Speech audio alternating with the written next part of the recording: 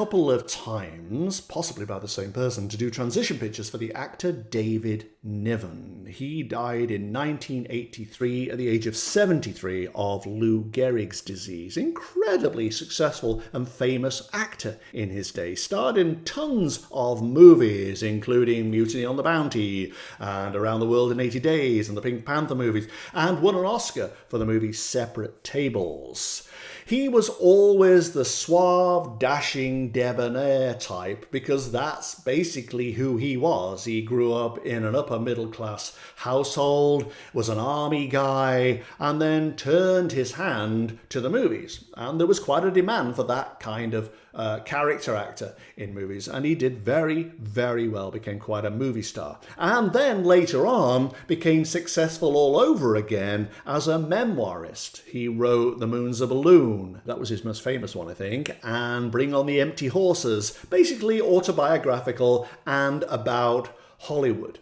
He was never knighted, interestingly, I think because he went to live in Switzerland and the crown resented that, but he was very famous and even had his face on a stamp at one point. But he died, as I said, in 1983, and somebody said, will you please take a look at his pictures?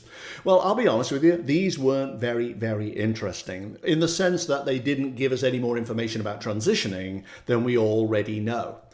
But when I went into his energy, there was a pole and he was on a string swinging around it. Around and around and around. I am guessing from this that his disease was a steady routine of illness. That he went around and around and around, but then suddenly there was a gust of wind and he was blown off the string, off his routine, and landed in a little tunnel that I tend to see that marks the crossover point between mortal and immortal.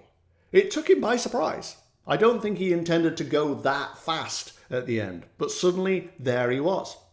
And he crawled along this tunnel and emerged into that metaphorical cave I always see, which is like a meet and greet place. It doesn't really exist, but it's how I see these people crossing over.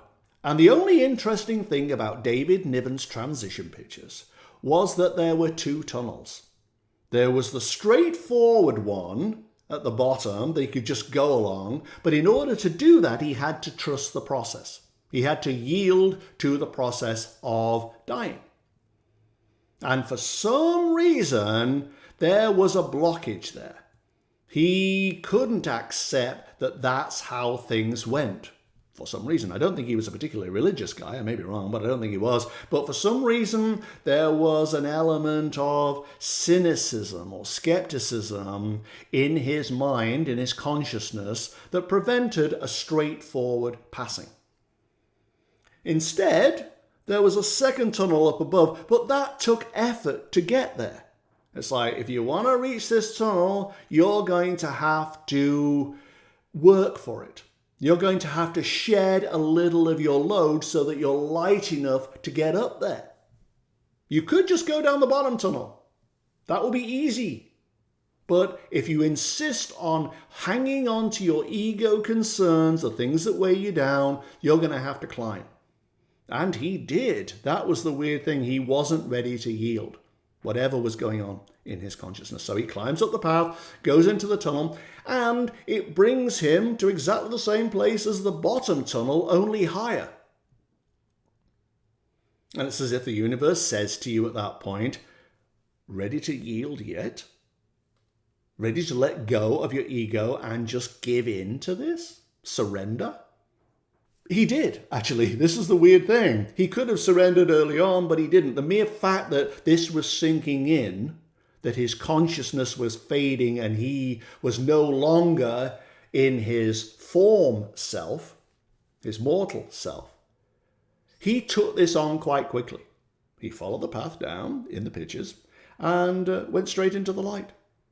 As I said, not very interesting. It merely confirms what we already know from having done 150 sets of transition pictures prior to this. They're on the Soul Crossings channel, by the way, if you've missed them. But from doing all that, we know it's about releasing the ego. It's about letting go of preconceptions and allegiances and so on. Just letting it all go, surrendering to the process. And the more you can surrender, and the more you can let go of who you were in order to become who you are going to be, which is your stripped down spiritual soul self, if you can let go of that, the easier your passage will be to the light and whatever happens after that.